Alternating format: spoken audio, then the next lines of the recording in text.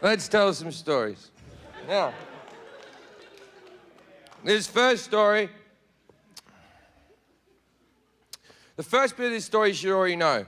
In the same way that you know things like, don't kill people, try not to rape. When you're on an airplane, there's a thing called plane etiquette, and it goes like this. Window gets an armrest and a wall. Middle gets 2 armrests.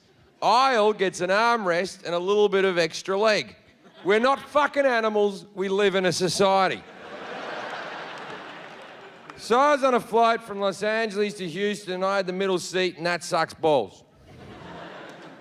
So I'm sitting there with my 2 armrests. Next to me is a petite young lady. She's doing her job, armrest wall. I'm in the middle, 2 armrests. Sitting next to me here is a great big black man who's as gay as the day is long. He sits down next to me, and we do the niceties. Hello, hello. And then with no issue whatsoever, he sees my elbow there, and he just went, chock. And I went... No, I'm pretty upset, but he's a big fucking guy, and it's a long flight, so there's no need to get into an argument. So I have that argument that you have in your head where the other person doesn't know you're having an argument.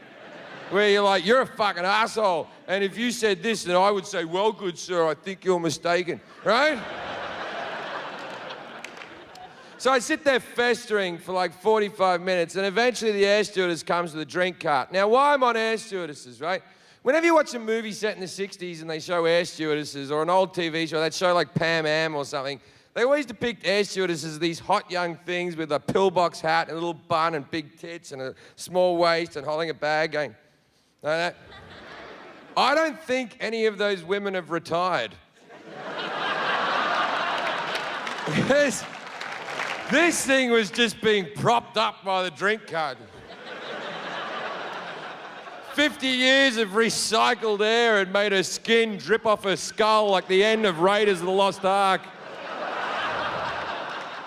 She comes up, the guy reaches over for his drink and his pretzels, armrest open, bang, I'm back in. And I'm not fucking going anywhere either. He puts all of his things down in his tray and he goes to put his elbow back, but he fucking can't, can he? He can't, because there's a wall there called Jefferies and he can't fucking move it, right? And he's pushing, and I'm acting like I can't feel it, like this, but casual like.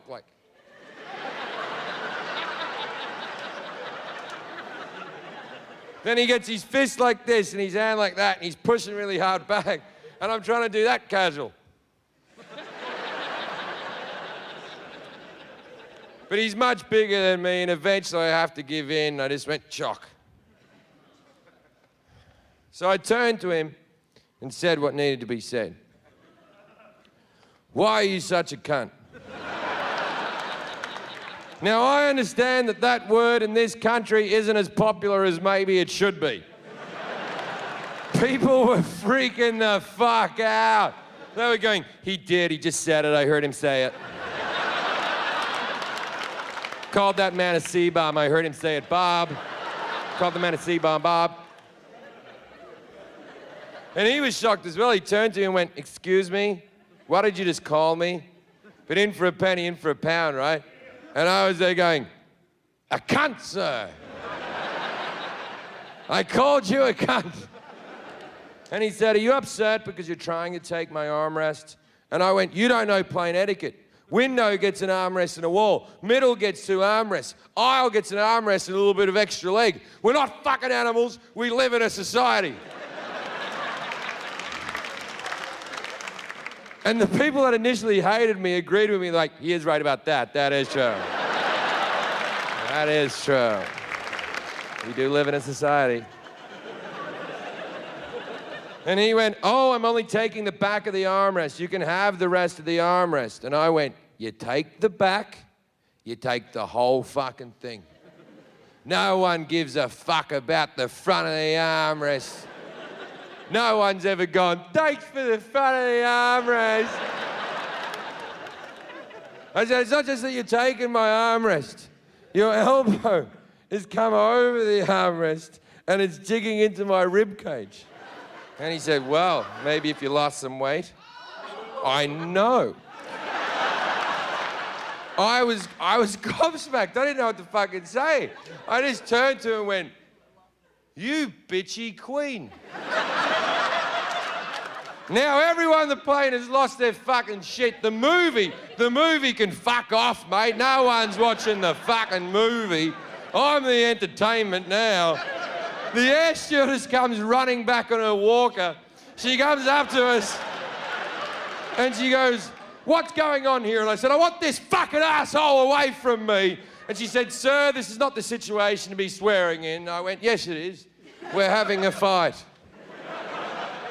And she went, "Well, there's no need for name calling." I called the guy bitchy queen, so I sort of get what she's saying. And I turned to her and said, "You know what? You're right. There is never a need for name calling. But as a proud gay man myself, I feel like I've earned the right to say such words, so..."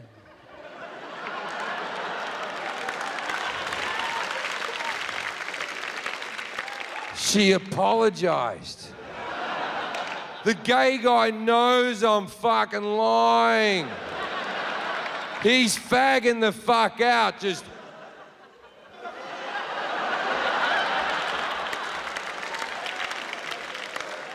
And the air stewardess went, "Can everyone calm down?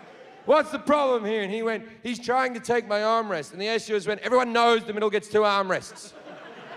And I went, "See?" She goes, "I'm gonna have to break you 2 up." And she points to the man and said, "Sir, you're going to have to find a seat at the back of the plane." I'm victorious. I stand up. I bash my head on the thing.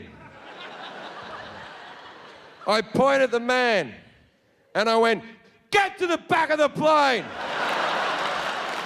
Now, a lot of people on that plane hadn't seen the rest of the argument.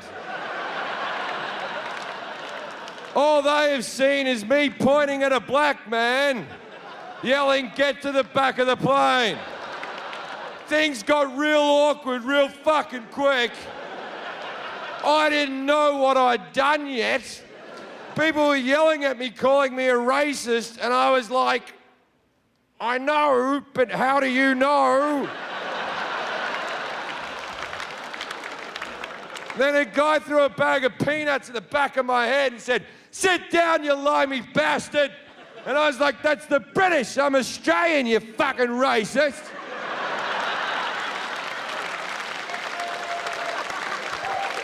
Which would have made a lot of sense if being British or Australian was a race and not a nationality. But at that stage, I was clutching at straws, really. So I go sit back down in his old chair. We got the empty seat between us. Me and the girl pounded out. Now, later on the flight, I'm walking up the back of the plane to the toilet. And I want to see the guy, because I want to go... And I get all the way to the back of the plane. I don't see him anywhere. I'm about to go in the toilet, and then I see his leg around the corner. There were no more seats. This is a full flight. He's sitting in the air stewardess's landing seat that folds down with a seatbelt over the top like he's in a fucking go-kart. I put my head around the corner. I went, "No armrest here, dickhead." And the air stewardess went, "You get back to your seat." And I ran away like a child, like...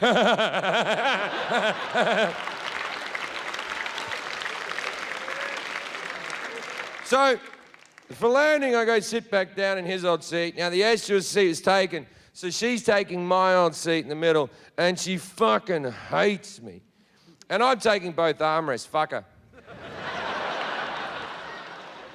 And as we're landing, the guy over the aisle leans over and goes, "Excuse me, you're Jim Jefferies, right?" And I'm like, "Yeah, man, how you doing?"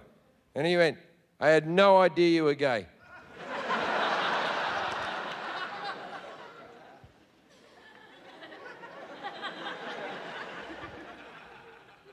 Fucking yeah, man. I like cock.